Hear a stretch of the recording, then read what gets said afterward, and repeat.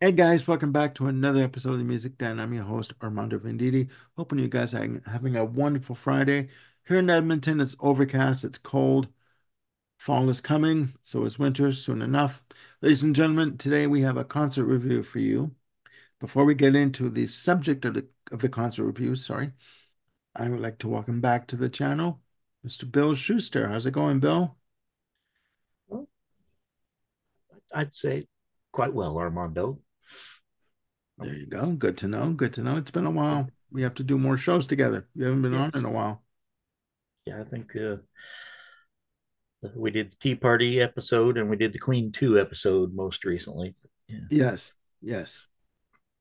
Yes, and ladies and gentlemen, thank you for watching the episode of the Tea Party. It's getting really good numbers. Okay, I thought I'd mention that. So, the subject of this concert review is Jeff Lynne's ELO. Bill had the good fortune of being able to see this show. What was it?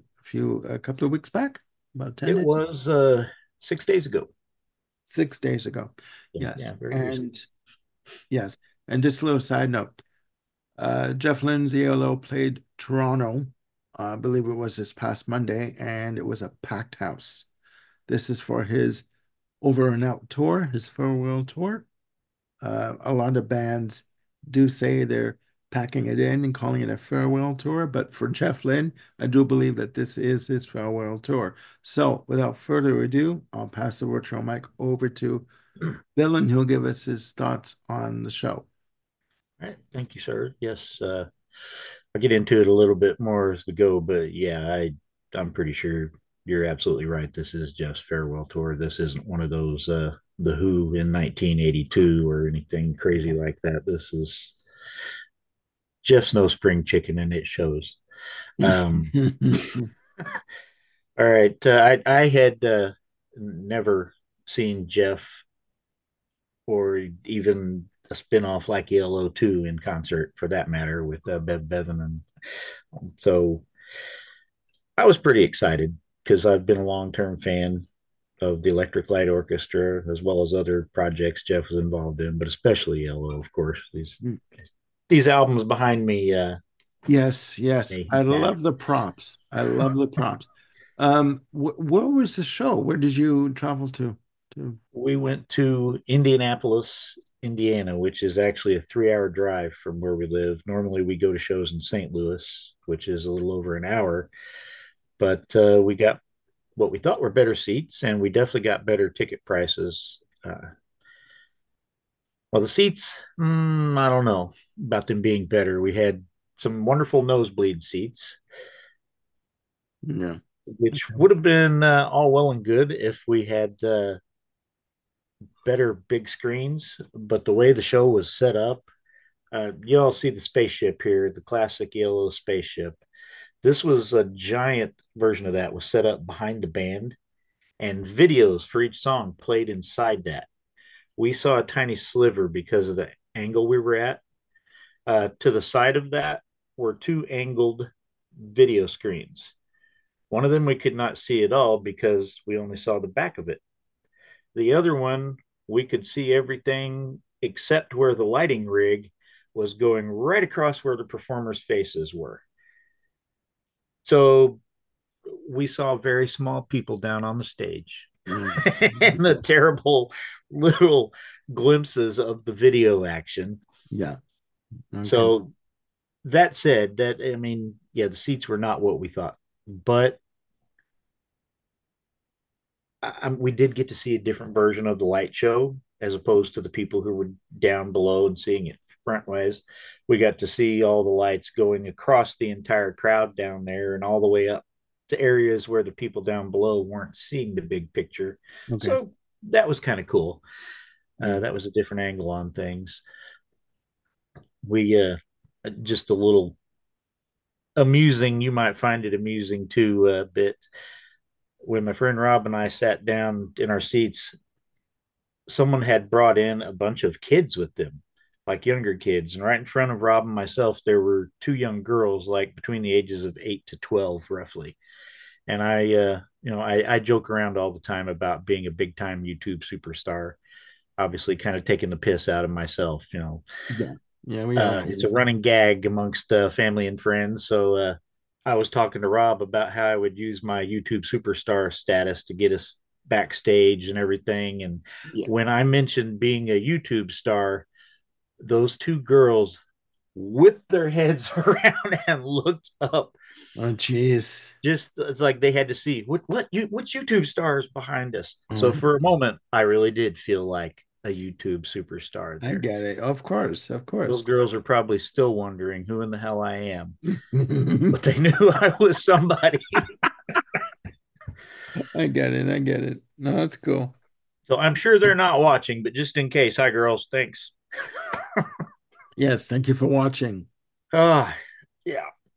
So yeah, that I just thought you might appreciate that No, little that's anecdote. cool. That's cool. Um, Just, certain words trigger reactions, right? yes, they do. We definitely the younger folks are definitely the YouTube generation. Definitely. Obviously, they don't watch channels like this, Hmm. but No, I know. I know. But for you those never of know. you who do, thank you. Yeah, much appreciated. Yes. All right, but to the music. That's the main thing. Well, first I'll mention the opening act. We didn't know Oh, who the so opening act okay, he was. did have an opening act. Okay, cool. Yeah, and I was quite surprised because I was not sure that I didn't know this band still existed. I actually own their debut album, which they had a hit from, and they opened the show with that hit. The hit was like back, I don't remember the exact year, somewhere between say 2004 to 2008 range. The song was called Blue Side, and the band is called Rooney. Yeah, Okay. they were pretty much a one-hit wonder here in the States. That song got a lot of play on VH1 back when it was new, and I liked it quite a bit. It had kind of a power pop with Beach Boys harmonies in the chorus kind of sound, so it was really Okay. cool, catchy, and I bought the album at that time. I haven't played it in a very long time. I wanted to bring the prop out, but I don't know where it is. I think it's in a box back in my bedroom. Okay. So, and that's not to say anything against it. It's a good album, and they were a good, fun band. Power pop is the key word here. Hmm. I mean, they knew what they were up against. They were up against a crowd that was there to hear the hits of the Electric Light Orchestra. Hmm. The crowd was there to hear and see Jeff Lynne, not Rooney. So Rooney made the best of it. They put on a nice show. They did what any opening act could do in that situation. Okay. So good job to them. More power to them. I'm sure the tour was great for them. They're ELO fans, according to what they said. So it was kind of a thrill for them. So Hmm. good job, Rooney. Um, but on to the main show. We went beyond that, and finally, at last, we hear the sounds of El Dorado Overture. Oh, he's Now, good mind for you, it was that. just a hint. It was not the full overture. It was just enough to tease me and really give me a cheap thrill because I was like, I had cheated. I looked at the common set lists before the Oh, I show, hate. Yeah, okay. Yeah. I'm guilty of that too, but it's like it but ruins it. it didn't mention, none of the ones I'd read though mentioned that they played this short snippet of the El Dorado Overture. So that was a nice surprise because I absolutely love the album there, El Dorado.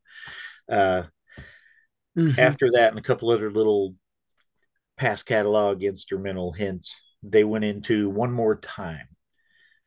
And that's the only song post 1980 that was in the show. Uh, Really? One More Time is from the Jeff Lynne's ELO album from Out of Nowhere from 2019. Okay. So it was kind of just a basically, I mean, the title kind of says it one more time. This is the Hmm. farewell tour. So it just kind of set up the rest of the show. Hmm. After that, it was virtually all hits all the time, which is kind of what people came to see. Yeah. They started with Evil Woman, and immediately the crowd was into it. I mean, yeah, yeah. I even with the shitty seats, just hearing that live and being able to sing along with Jeff. Um, Overall, he was in good voice, but Yeah, he was showing his age. I mean, like I said, he's not a young man anymore. Yeah, So I think Jeff Lynne is in his mid 70s. at least, yeah, he's, Okay. and he missed a couple of cues here and there, came in slightly late here and there, but overall, though, yeah, his voice was in good form for someone his age. He did have backup singers. One woman and one man were both behind him. They took different parts, and you could tell there were a couple songs where the guy would take over certain chorus sections or certain harder to sing parts, which Okay. was fun. And I mean, I'd rather have that than, like, say, Ian Anderson, croaking out Jethro Tull songs in a feeble voice for the last 20 or 30 years. I got you. I got you. So Jeff was honest enough to realize, okay, I can't really sing that without help. And Yeah, I'm fine with that. it's good. Um, Okay. but yeah, the band was great. It was a fairly big band. I mean, they had a violin, a couple of cello, drummer, of course, bass player, rhythm guitarist, lead guitarist. Jeff, between every song, he switched out guitars. So a guitar tech brought him a new one. There's been speculation that Jeff's guitars are not plugged in or they're turned Ooh, down. ooh, okay. I'm not sure about that. I mean, but like I said, they did change for every song. So it might have been just for show, but he appeared to be playing them. But mind you, I have mentioned our terrible seats. So I didn't get an Okay. up close view. I Uh, didn't even hear about that, about, possibly having, the amps turned down low for him, like his guitars turned down low in the mix or whatever. Like, I'd never yeah, heard that.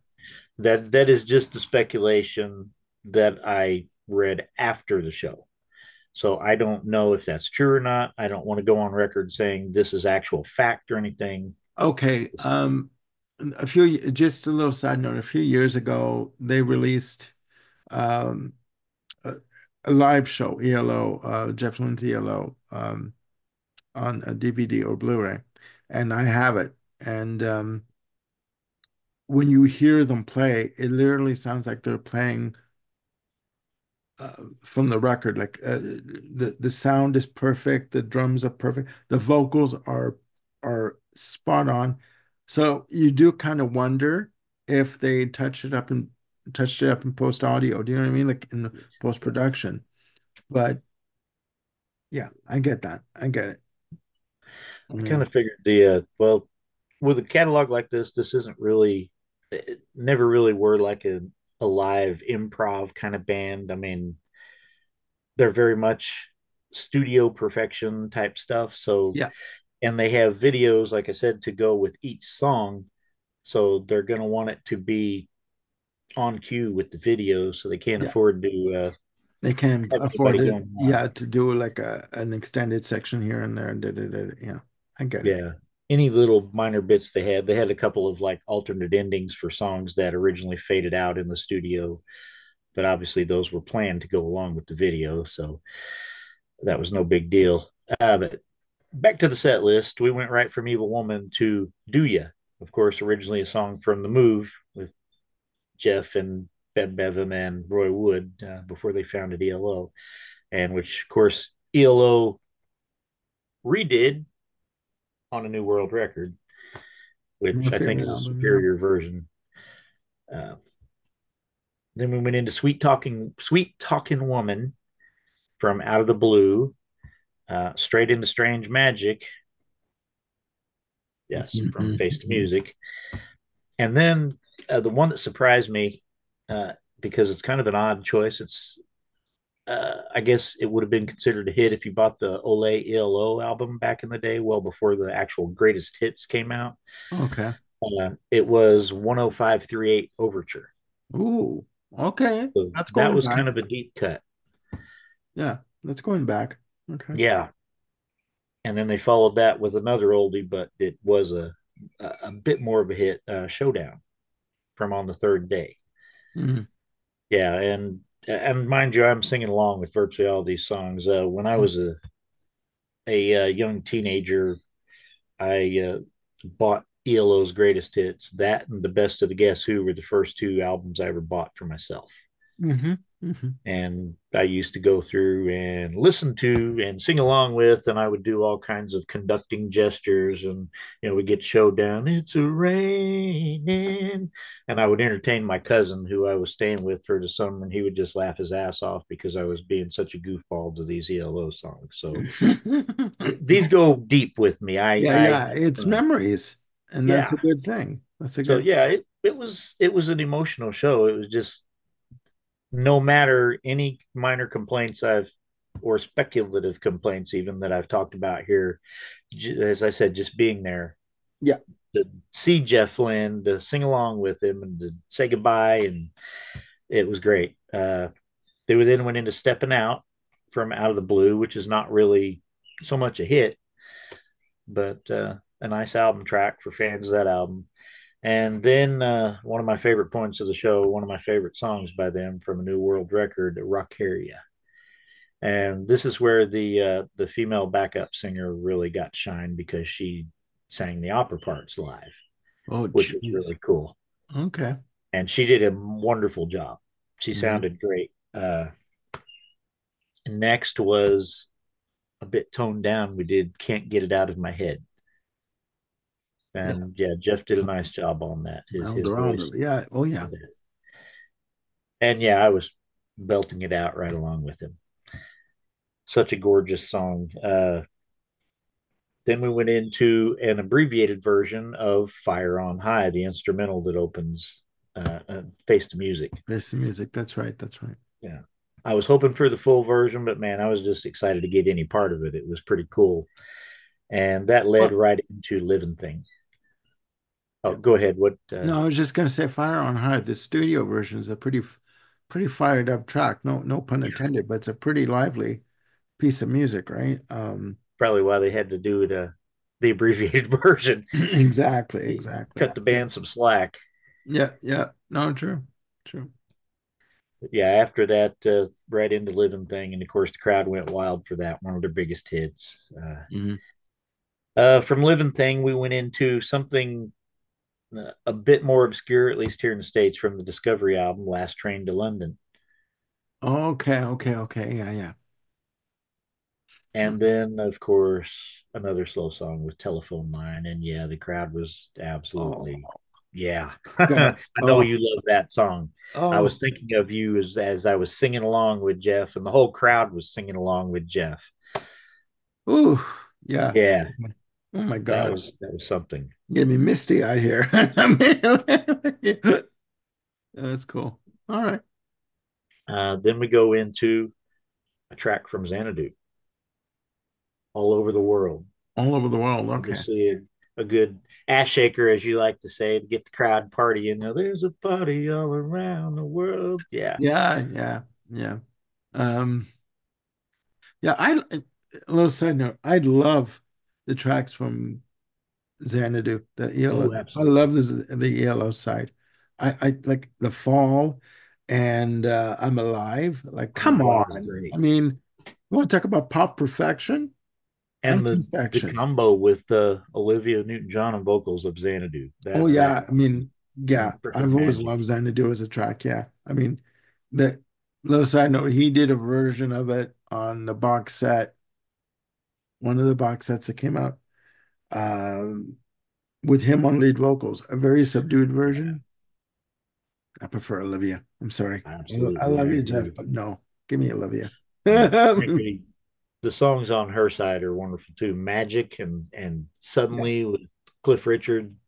I love those songs as much as the ELO songs. yeah, yeah, yeah. And don't So forget the tubes too, right? absolutely, yeah. On the soundtrack, And right? Gene Kelly. Gene Kelly. That's right. That's right. Okay, enough All right, nostalgia. but Back to the show. digress. This isn't a Xanadu album or movie show, is it? There you Uh, go. There you go. all right, back to the show. We go back to Out of the Blue for another favorite, Turn to Stone. The city streets are empty. Yeah. Then we go back to Discovery for Shine a Little Love. It's never Oh, been a favorite of mine, but it was obviously a big hit. Really, the Discovery album has never been a favorite of mine, Well, it's yeah, it's more of a disco tinged oriented album, like with, Don't Bring Me Down and yeah. which is fine. I mean, obviously, I like disco. We've talked about Donna Summer and the Bee Gees and Yeah, everything. And yeah. just some of the songs, I think it's not necessarily the style. I think some of the songs for me on that album just don't work very well.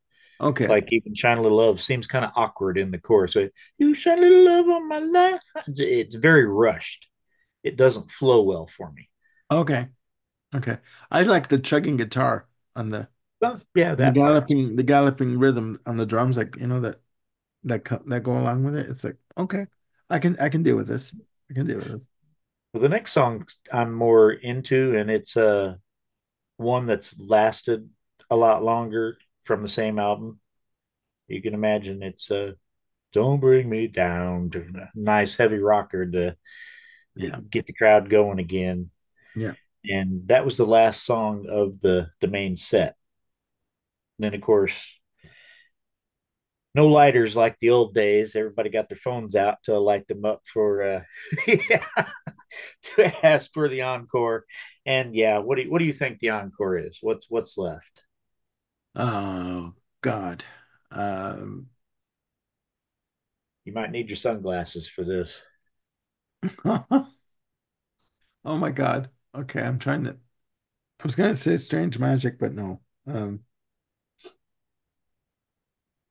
Sun is shining in the sky.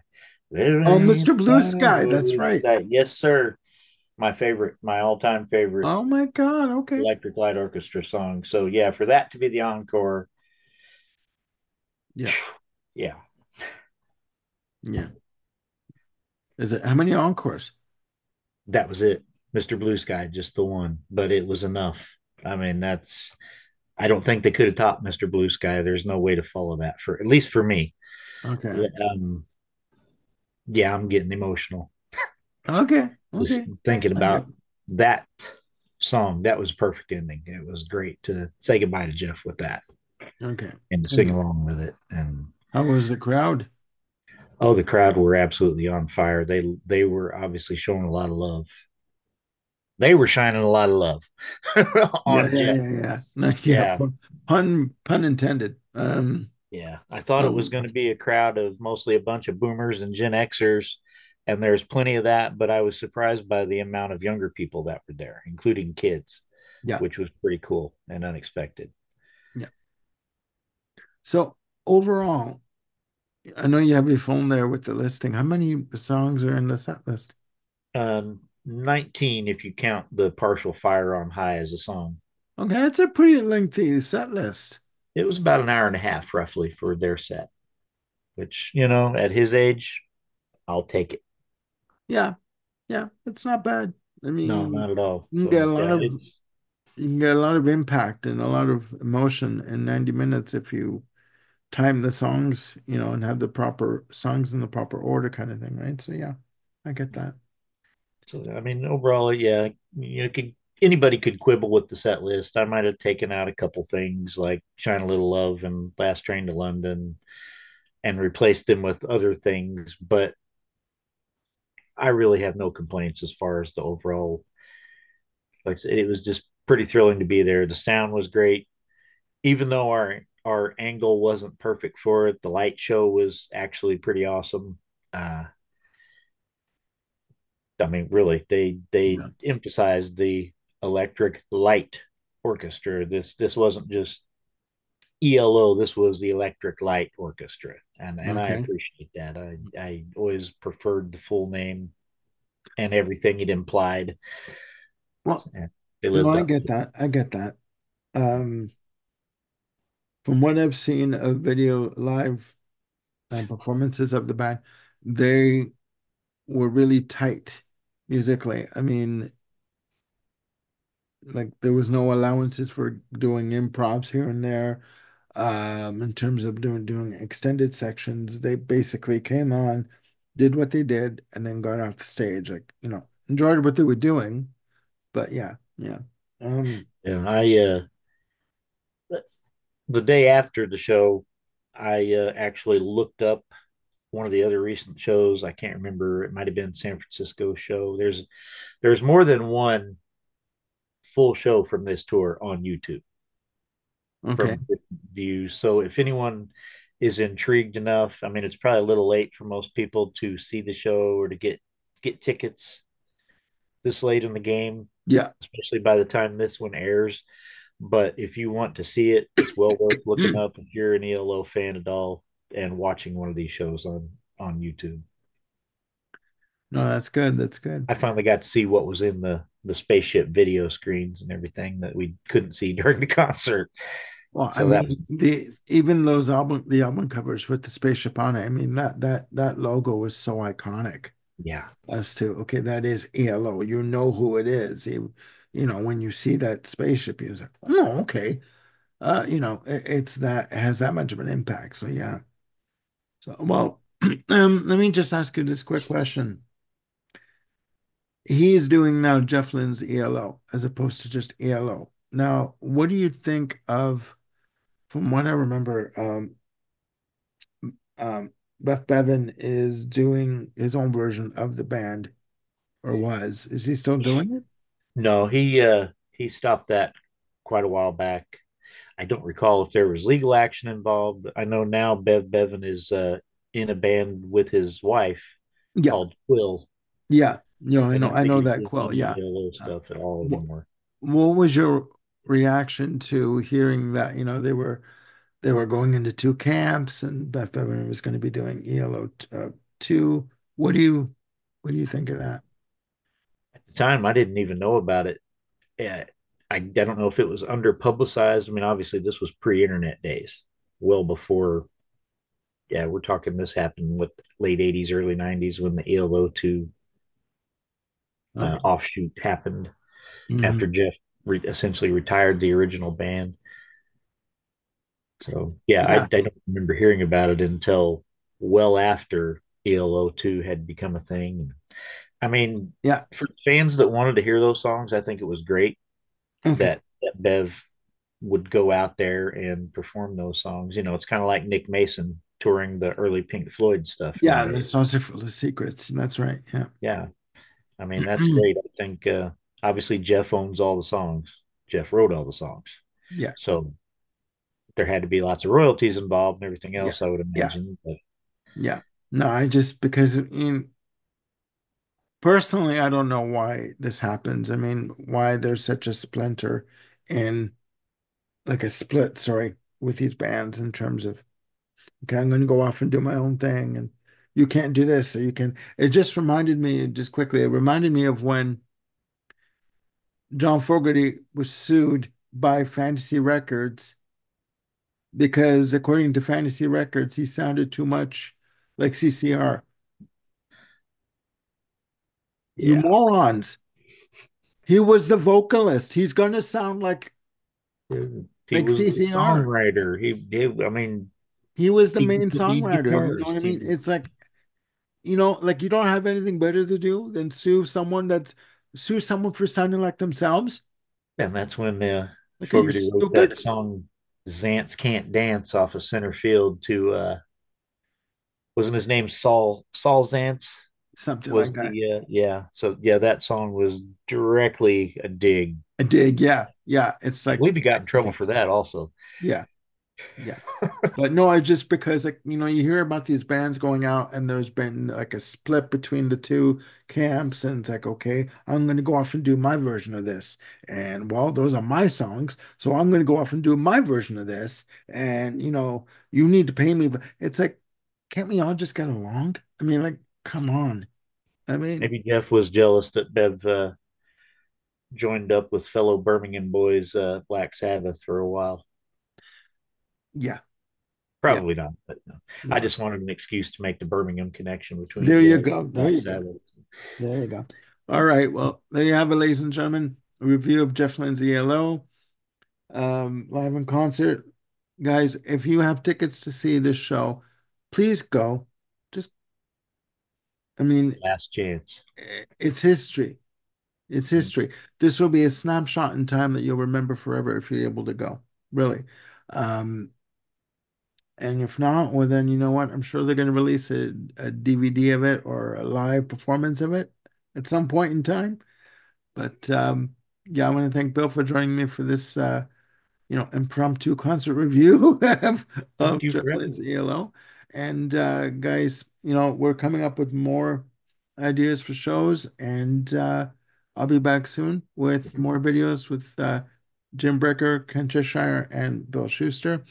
And we'll see you soon. Please look after yourselves and one another. Click like and subscribe, and please hit the notification bell again to keep yourselves on top of any new content I've got coming up. All right. Please look after yourselves, and we'll see you soon with more videos. Bye for now.